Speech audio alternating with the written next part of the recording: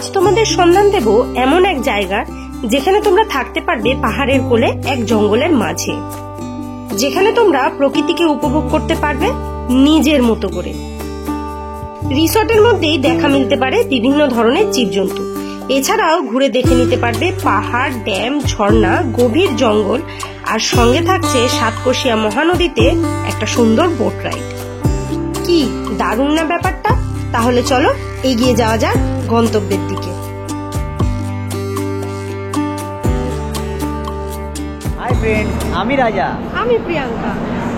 আর আজ অনেক দিন পর আবার আমরা ফর্মে এসেছি। অনেক দিন পর বলছি তার কারণ লাস্ট ভিডিও করতে গিয়ে একটা বিশাল বড় অ্যাক্সিডেন্ট হয়েছিল। ও প্রচুর ব্যথা পেয়েছিল, চোট পেয়েছিল, আমিও প্রচন্ড ব্যথা পেয়েছিলাম। সেই কারণে বহুদিন অফবিট কিছু করা হয়নি।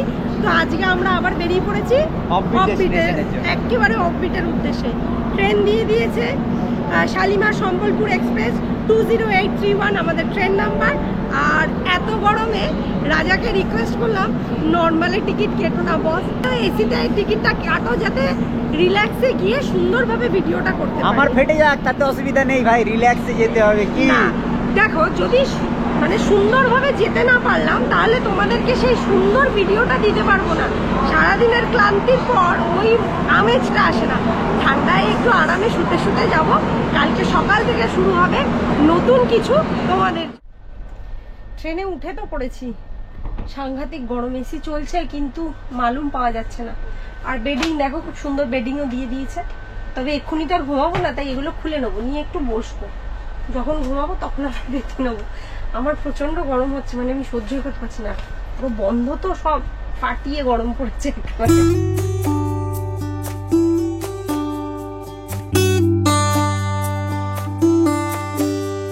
না, অনেক হলো সাসপেন্স। এবার বলি, আজ আমরা যাচ্ছি উড়িষ্যার হাতিবাড়ি। আর তোমাদের কাছে অনুরোধ রইল ভিডিওটি প্রথম থেকে শেষ অবধি দেখার। তার কারণ উড়িষ্যা যে একসঙ্গে এত অ্যাডভেঞ্চার আমাদের জন্য সাজিয়ে রেখেছিল তা আমরা কল্পনাও করতে পারিনি।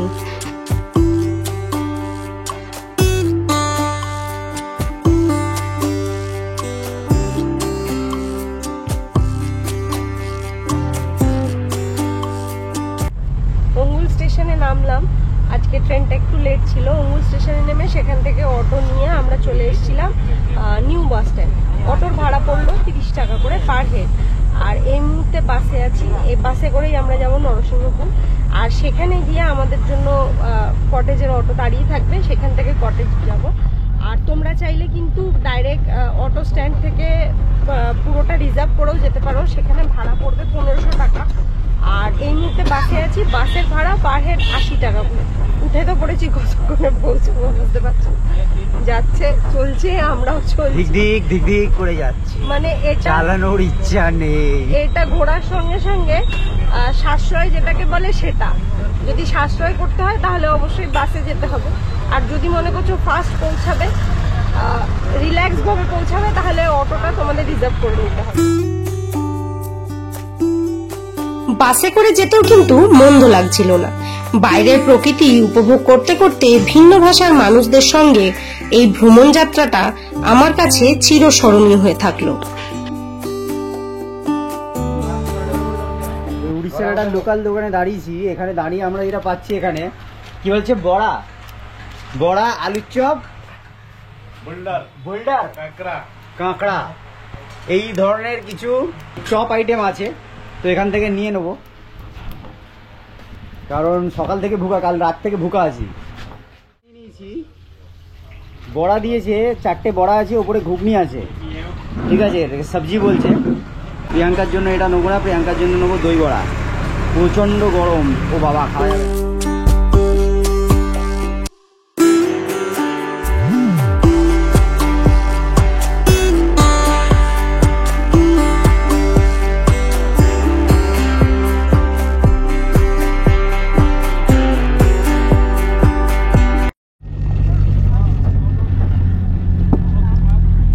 ব্রেকফাস্ট হচ্ছে, এটা হচ্ছে এখানকার লোকাল দই বড়া।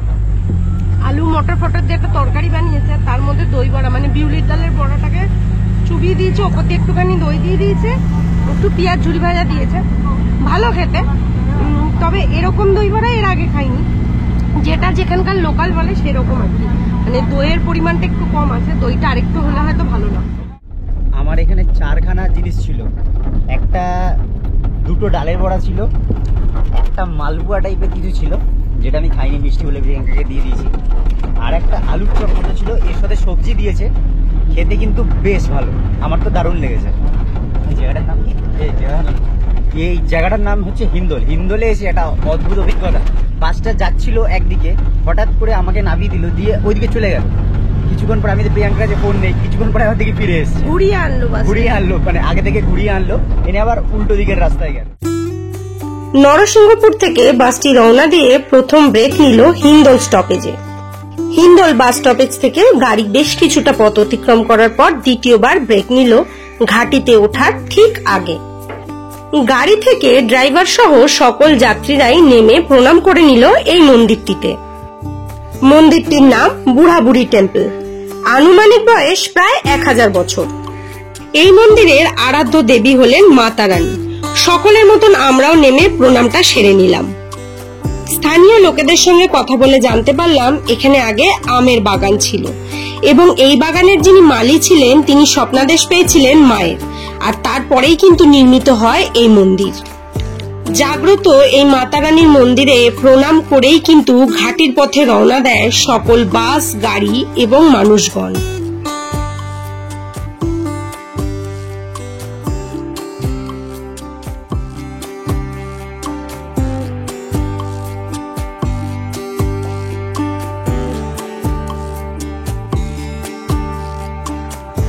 ঘাটির পথ অতিক্রম করে আমরা পৌঁছালাম আমাদের এবং আমাদের বাসের লাস্ট ডেস্টিনেশন নরসিংহপুর। সেখানে পৌঁছে দেখি আমাদের অটো আমাদের জন্য অপেক্ষা করছে। আর দেরি না করে চেপে বসলাম অটোতে। অটোতে মিনিট 15 সময় লাগলো হাতিবাড়ি পৌঁছাতে। তো ওই সামনের পিচের রাস্তা বরাবর কিন্তু আমরা এরকম ভাবে এলাম, এসে এটা কিন্তু একদম আমাদের টুয়ার্ডস দ্য কটেজ চলে যাচ্ছে।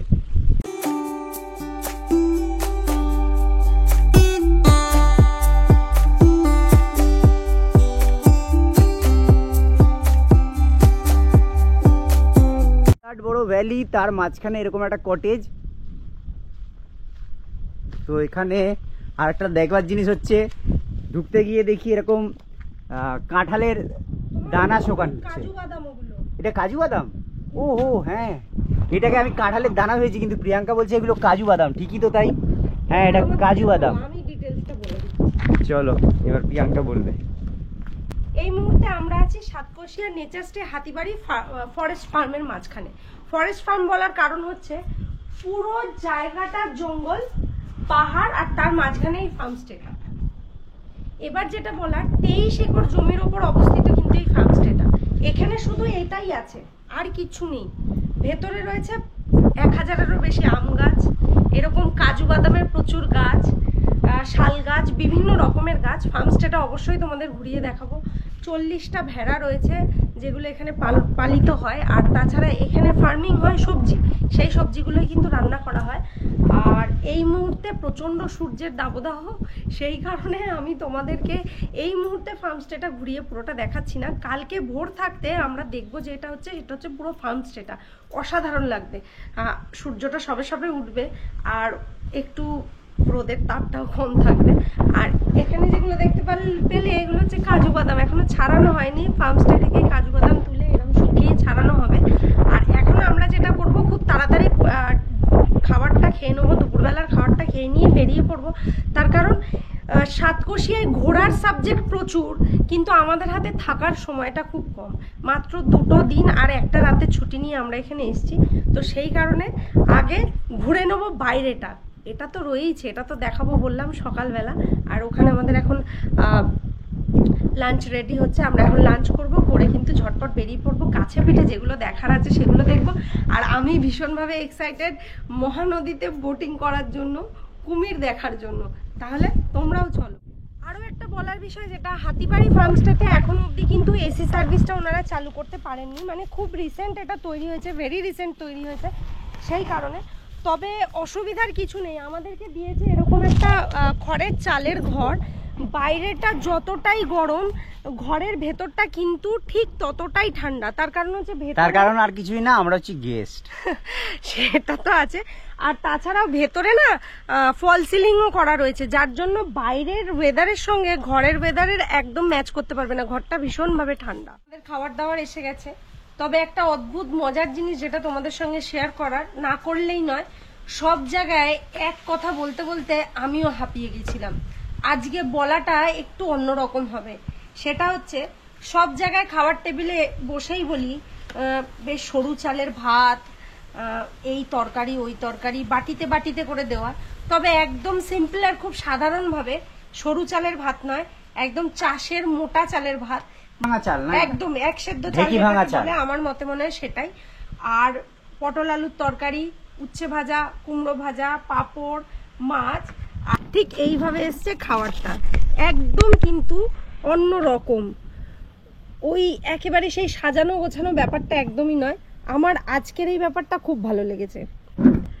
ভैया थोड़ा पानी भी दीजिएगा। খুব তাড়াতাড়ি খাওয়া দাওয়া শেষ করে নিলাম। শেষ করে নেওয়ার পর এই প্রচন্ড গরমে বেরিয়ে পড়লাম সাইট সিনের উদ্দেশ্যে। আমরা এখন বড়ভুই গ্রামের মাঝখান দিয়ে যাচ্ছিলাম একটা মন্দির দর্শন করতে। তো মন্দির দর্শন করতে পুরো চারপাশটা দেখো তোমরা, পুরোটাই একটা জঙ্গল এরিয়া। তো এখানেও সেই আগের মতো এক অভিজ্ঞতা হলো, জাস্ট দাঁড়িয়েছি, সামনে কিন্তু হাতির পটি দেখছো, মানে হয়তো কিছুক্ষণ আগে এলে আমরা কিন্তু হাতিটাকে দেখতে পেতাম, আস্ত বড় দামাল হাতিটাকে, কিন্তু এবারেও হলো মিস। চলো দেখা যাক, ভাগ্য যদি সতে থাকে হাতি ভাই দেখবই।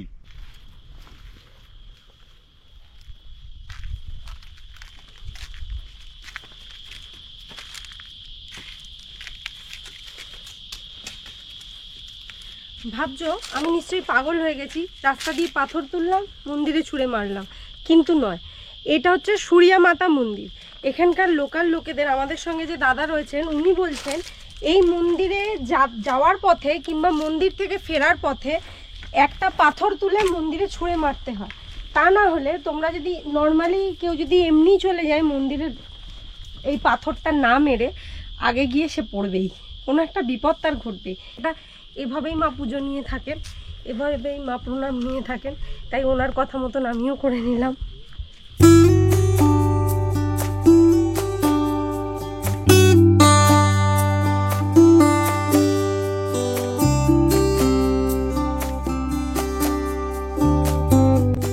হাতিবাড়ির অন্যতম আকর্ষণ প্রগলা মায়ের মন্দির। প্রাচীন এই মন্দিরের ইতিহাসটি কিন্তু বেশ অ্যাডভেঞ্চারাস। চলো মন্দিরের ভেতরে প্রবেশ করা যাক এবং তার সঙ্গে মায়ের দর্শনটাও সেরে নেওয়া যাক। মন্দিরে প্রবেশ করা মাত্রই চোখে পড়বে মা দশমহাবিদ্যার 10টি রূপ: মা কালী, তারা, ষোড়শী, ভুবনেশ্বরী, ভৈরবী, ছিন্নমস্তা, ধূমাবতী, বগলা, মাতঙ্গী ও মা কমলা।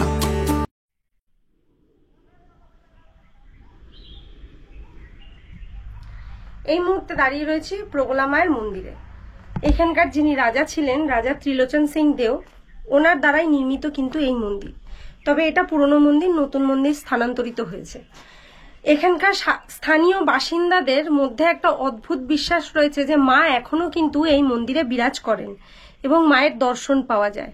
যদি ভাগ্য ভালো থাকে তাহলে অবশ্যই মায়ের দর্শন পাওয়া যায়। এবার দর্শনটা পেতে গেলে কিভাবে মায়ের দর্শন পাবে, এটা কিন্তু দারুণ ব্যাপার। মায়ের যে তরোয়াল ছিল সেই তরোয়ালটা হাতির উপদ্রবে দুভাগে বিভক্ত হয়ে যায়। তো সেই তরোয়ালগুলো এখন নতুন মন্দিরে নিয়ে গিয়ে রাখা হয়েছে। বলা হয় এক এক সময় তরোয়ালগুলো থাকে, আবার এক এক সময় তরোয়ালগুলো থাকে না।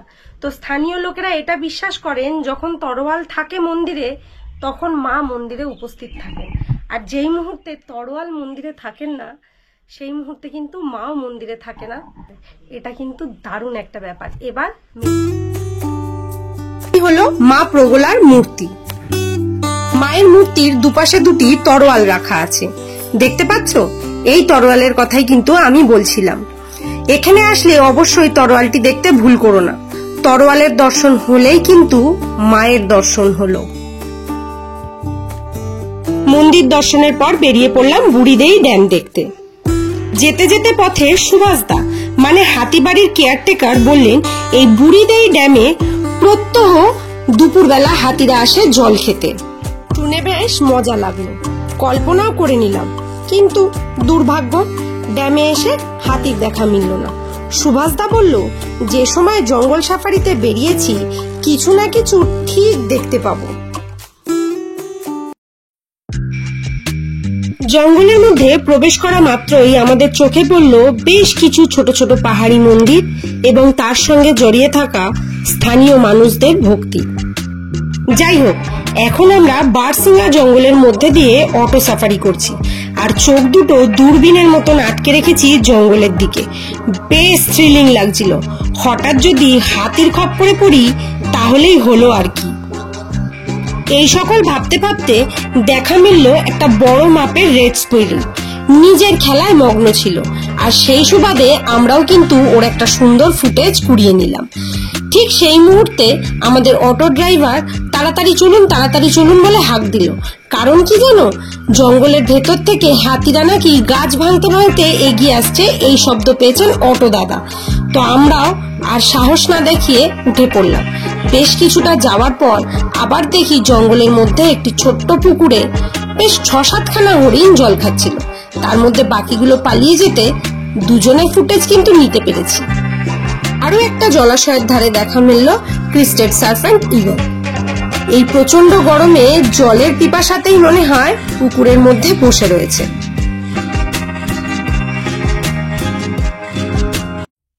জঙ্গলের অ্যাডভেঞ্চার শেষ করে আমরা পৌঁছালাম আরো একটি ড্যাম দেখতে, যার নাম শিশু পাথর ড্যাম। দারুণ পরিবেশ এখানকার, আর সূর্যাস্তের সময় ড্যামের চারপাশটা কিন্তু দারুণ লাগছিল দেখতে।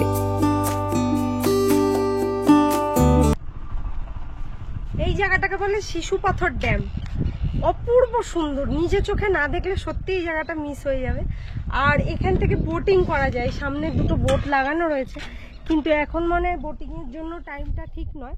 কটা থেকে কটা অবধি খোলা থাকে সেটা এখানে দেখতে পাচ্ছি না, না হলে তোমাদের জানিয়ে দিতাম। তবে জায়গাটা অসাধারণ, বোটিং করতে পারো না পারো, এখানে এসে বেশ বসে থাকলেও দারুণ লাগবে। শিশু পাথর ড্যাম দেখার পর রওনা দিলাম উড়িষ্যার অন্যতম আকর্ষণীয় স্পট সাতকোশিয়া ওয়াইল্ড লাইফ স্যাংচুয়ারির দিকে। রাস্তার বাদিক বরাবর মহানদী এবং ডান দিক বরাবর গভীর জঙ্গলের মধ্যে দিয়ে ভেসে আসা পাখিদের কলরব বেশ লাগছিল। আর সব থেকে বড় ব্যাপার, বোটিং করব, আনন্দ হচ্ছে, কিন্তু আমি একটু ভয় ভয়ও পাচ্ছি, জলে ঘুমিয়ে যাচ্ছে না। সাতকোশিয়া মহানদীতে বোট রাইড করতে যাওয়ার ঠিক আগের মুহূর্তে ক্যামেরা বন্দি করে নিলাম এই বন মোরগ আর মুরগি। কিছু হরিণও ছিল, কিন্তু দুর্ভাগ্যবশত তাদেরকে আর ক্যাপচার করতে পারলাম না। পায়ের শব্দে পিলপিল করে ছুটে পালিয়ে গেল। সাতকোশিয়া টাইগার রিজার্ভ দেখতে পাচ্ছ, বোর্ড আছে।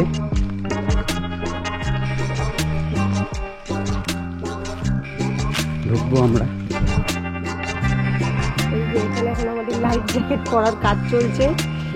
রাজা লাইফ জ্যাকেট পরে নিয়েছে, আর আমিও পরে নিয়েছি সবার আগে। এইটা খুব বেশি জরুরি, আর আমি ভীষণ সাহসী, জলে একদম ভয় পাই। মহানদীতে এই 45 মিনিটের বোট রাইডের জন্য ভাড়া লাগে 1600 টাকা। ভাগ্যটা কিন্তু আমাদের ভালোই ছিল, উড়িষ্যা নিরাশ করেনি। বোট রাইড করতে করতে মহানদী গর্জে কুমিরের দেখাও পেয়ে গেলাম। তবে বোটের ড্রাইভারের সঙ্গে কথা বলে জানতে পারলাম মহানদীতে কুমির দেখার বেস্ট সময় হচ্ছে জানুয়ারি মাস। দুটি পাহাড়ের মাঝখান বরাবর মহানদীর যে শোভা, তা আমি কোনোদিনও ভুলতে পারবো না। মনের ডায়েরিতে চিরস্মরণীয় হয়ে থাকলো এই মহানদী বোট রাইড। অনেকেই বিভিন্ন সময় এই বোট রাইড করে থাকবে, তবে সূর্যাস্তের সময় এই মহানদী এক মায়াবী রূপ ধারণ করে। যাই হোক, এবার কটেজে ফেরার পালা। কাল সকালে অনেক কিছু অপেক্ষা করছে আমাদের জন্য।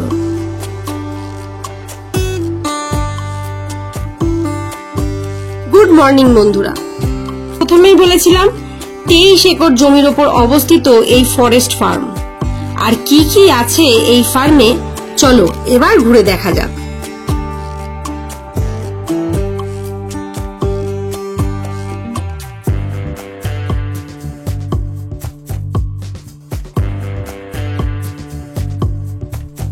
সকালবেলা ঘুম থেকে উঠে এদের ফার্ম হাউসটা ভিজিট করতে পেরেছি দাদাদের।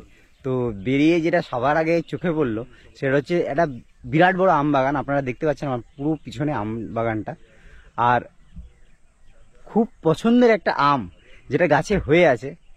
আর কলকাতার মার্কেটে যেটা অনেকটাই দাম বেশি, তো সেই আমটা কিন্তু চোখে পড়লো। আমটা কি বলুন তো? আলফানসো। আপনাদেরও দেখায়। এই দেখুন, খালি একটা নয় কিন্তু এখানে পরপর গাছে আলফানসো ঝুলছে এবং আম কিন্তু প্রচুর হয়ে গেছে, গাছেই কিন্তু আম ভর্তি আছে।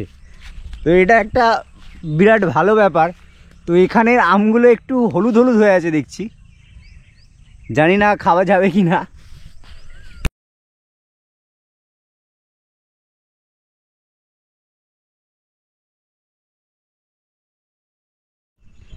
দেখো মাটিতে কাজু পড়ে আছে, দেখো আমরা এত দাম দিয়ে কিনে খাই, দাদাদের ফার্মে কাজু বাদাম মাটিতে পড়ে আছে।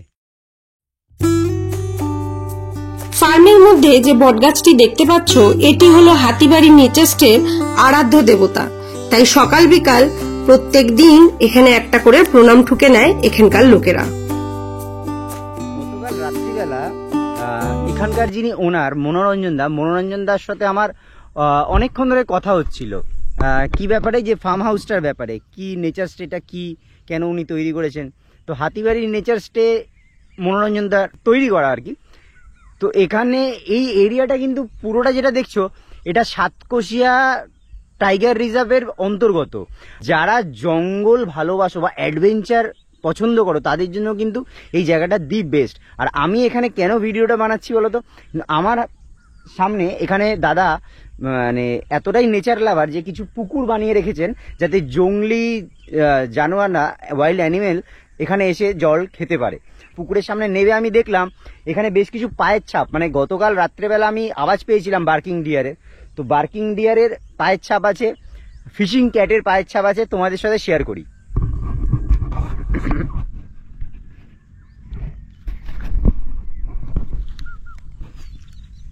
এই দেখো, এগুলো সব বার্কিং ডিয়ারের পায়ের ছাপ, দেখছো? এখানে ভর্তি দেখো পায়ের ছাপ, এগুলো সব বার্কিং ডিয়ারে। আর এইটা আমার চোখে পড়লো, এটা হচ্ছে একটা ফিশিং ক্যাটের পায়ের ছাপ, দেখো। তো রাত্রিবেলা করে বলছে যতই জল থাকুক আর যাই থাকুক, ও কিন্তু এই পুকুরে নেবে, মাছ ধরে খেয়ে নেবে। ये है चंदन का पेड़ है, लाल चंदन का है। দেখো লাল চন্দন গাছ। তো এটা দেখে আমার যেটা মনে হলো, ঝুঁকেগা নেই পুষ্পা, চন্দন বিক্রি করব, পুষ্পা হয়ে যাব। হাতিবাড়িতে আজকে আমাদের সেকেন্ড ডে, আর বলতে পারো আজকেই আমাদের লাস্ট ডে। তবে আজকে এখান থেকে বেশ কিছু ভালো ভালো সাইট সিন আছে যেগুলো করব। তো সেগুলো দেখতে দেখতে চোখের সামনে এরকম আখ ছাড়াচ্ছে দেখতে পেলাম। আখের রস আমরা অনেকেই খেয়েছি, কিন্তু এইভাবে ডাইরেক্ট ক্ষেত থেকে আখ তুলে এনে সেটা কেটে খাওয়া কিংবা দেখার মজাটাই কিন্তু আলাদা। আর আজকের দিনটা এখান থেকেই শুরু হলো।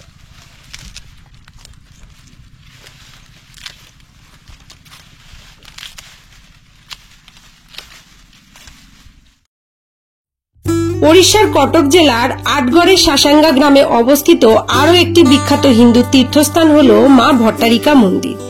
কথিত আছে খ্রিস্টপূর্ব ৬ষ্ঠ শতক থেকে খ্রিস্টপূর্ব ষষ্ঠাদশ শতকের মধ্যে নির্মিত হয় এই মন্দির। মহানদীর তীরে অবস্থিত এই মন্দিরের দেবী, যাকে শক্তির অবতার বলে মনে করা হয়। একটি আকর্ষণীয় পৌরাণিক কাহিনী যা মন্দিরের পটভূমিকে আরো রঙিন করে তোলে।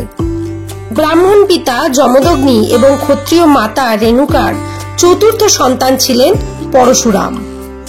পরশুরামের আদেশে রেণুকা গঙ্গার তীরে জল আনতে যান এবং সেখানে গিয়ে গন্ধর্বরাজকে স্ত্রীর সঙ্গে জলবিহার করতে দেখে বিভোর হয়ে দেখতে থাকেন। অতঃপর যজ্ঞক্ষেত্রে ফিরতে রেণুকার দেরি হয়ে যায়। যমদগ্নি বিষয়টি জেনে প্রচন্ড রেগে যান এবং পরশুরামকে তার মাকে হত্যার নির্দেশ দেন। পিতার নির্দেশ অনুসারে মায়ের মুণ্ডুচ্ছেদ করেন পরশুরাম। মাতৃহত্যার পাপে কুঠারটি তার হাতে আটকে যায়। পাপ স্খলন করার একটি মাত্র উপায় ছিল, তা হলো কোনো পবিত্র স্থানের জল স্পর্শ করতে হবে। নীলগিরি পর্বতের তীরে মহানদীর জল স্পর্শ করার সঙ্গে সঙ্গে কুঠার হাত থেকে ছেড়ে যায় এবং ঠিক সেই স্থানেই নির্মাণ করা হয় মা ভট্টারিকার মন্দির। মায়ের বিভিন্ন রূপের অবতার হলো এই মা ভট্টারিকা।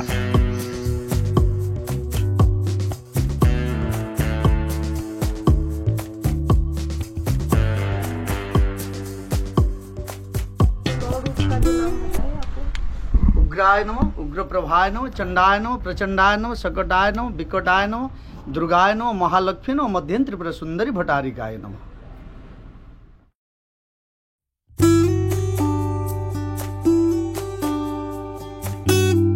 এখন আমরা ঘুরতে এসেছি চম্পানাথ টেম্পল।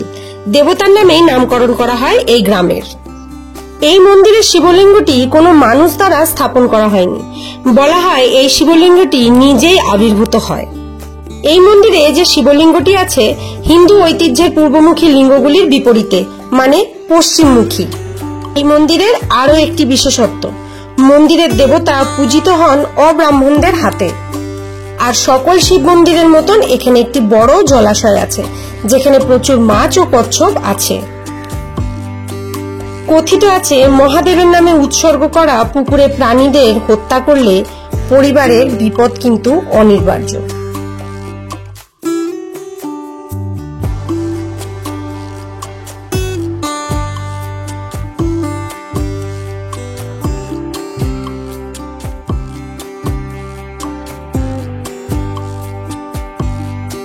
চম্পানাথ মন্দির দর্শন করে নেওয়ার পর এবার পালা কটক জেলায় অবস্থিত দেওঝার জলপ্রপাত দেখে নেওয়ার। তবে এই দেওঝার জলপ্রপাতে এসে আমি খানিকটা হতাশ হলাম। একেবারেই ঝর্ণায় জল নেই বললেই চলে। স্বাভাবিক ব্যাপার, প্রচন্ড গরম, গ্রীষ্মের এত দাবদাহে জল না থাকাটাই স্বাভাবিক। তবে বর্ষায় কিংবা অন্যান্য সিজনে কিন্তু অপূর্ব সুন্দর লাগে এই দেওঝার জলপ্রপাত। তাই তোমরা আসলে এটা কিন্তু মিস করবে না। দেখো বন্ধুরা, জঙ্গলে দাবানল, এই সৌভাগ্য হয়ে গেল এই ট্যুরে। তবে খুব তাড়াতাড়ি পালিয়ে যেতে হবে, হু হু করে আগুন বাড়ছে। ঠিক আছে, জঙ্গলে দাবানল লেগে গেছে, কিন্তু আমি ভিডিওটা করব বলে আমার সাথে যে ভদ্রলোক ছিল সুভাষদা আসেনি, বলে খুব রিস্ক, কিন্তু খুব তাড়াতাড়ি পালাবে। সুতরাং আগুনটা হু হু করে বাড়ছে, আর টাইম দেবো না। সমস্ত কিছু দেখে নেওয়ার পর এবার পালা কটেজে ফেরা। তার কারণ একটু রেস্ট নিয়ে নিতে হবে। রাত 10টা বাজে বাড়ি ফেরার ট্রেন। কটেজ থেকে অটো বুক করে নিয়ে বেরিয়ে পড়লাম অঙ্গুল স্টেশনের দিকে। ভাড়া পড়লো 1500 টাকা। তবে যারা মনে করছো বাসে করে ফিরবে তাদের উদ্দেশ্যে বলা, দুপুর 3:30তে নরসিংহপুর থেকে কিন্তু বাস ছাড়ে অঙ্গুল স্টেশনের দিকে। তোমরা চাইলে বাড়ি ফেরার সময়টা বাসে করেও ফিরতে পারো। আর আমাদের আজকের এই ভিডিও যদি তোমাদের ভালো লেগে থাকে তাহলে একটা লাইক করে দিও, চ্যানেলটা সাবস্ক্রাইব করে দিও। ভালো থেকো, আবার দেখা হবে।